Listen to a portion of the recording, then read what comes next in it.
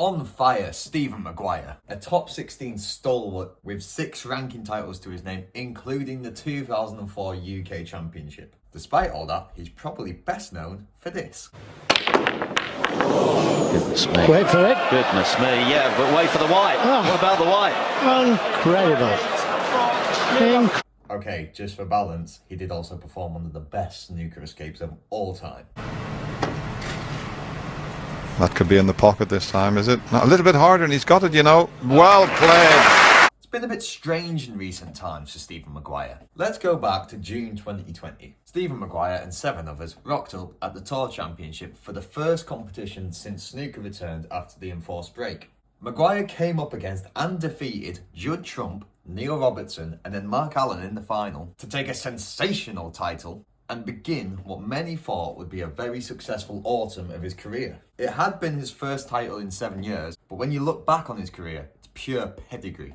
He'd been world number 2 on 2 separate occasions, he'd held a top 16 spot for 11 consecutive years, and as I mentioned, had won the 2004 UK Championship. But straight after that glorious Tour Championship win, he was beaten 10-3 by Martin Gould at the World Championship.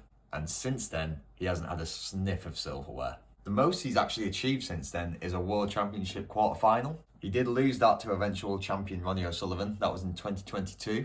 There were some green shoots of recovery earlier this season. He did score consecutive quarter-final spaces at the Northern Ireland Open and then the International Championship. In fact, at the latter, he was the first person to beat Judd Trump in 22 matches. That was during Trump's hot streak earlier this season.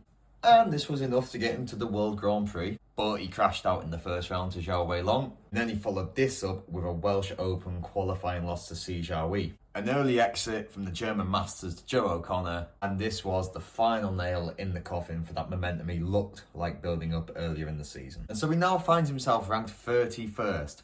It's not a disaster, but after 11 years in the top 16, it must be hard to take.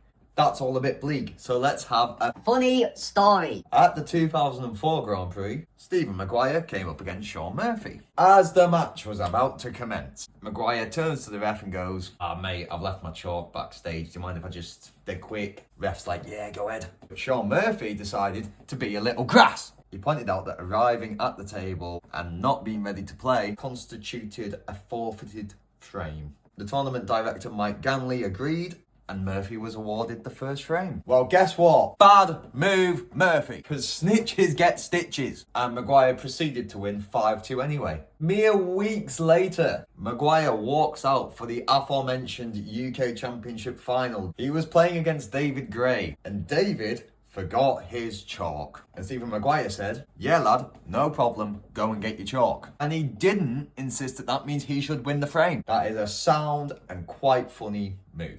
That suggests to me that Stephen Maguire is a good bloke. Anyway, what do we reckon the future holds for Stephen Maguire? Like I said, it's been a steady and sad decline down the rankings in recent seasons. And although there are signs that his talent hasn't completely deserted him, I just think that 16 to 32 ranking bracket is so strong now that he's unlikely to retain his former levels of glory. If he is going to stage a comeback, he needs to get on with it. He's 42 now, but there's a hell of a player in there. So who knows, maybe he could do something like what Joe Perry did at the 2022 Welsh Open. Stitch it all together for one more week, pick up a last trophy of his career, and walk away with his head held high. Because Maguire has been a hell of a consistent player up until the last couple of years. Let me know what you think.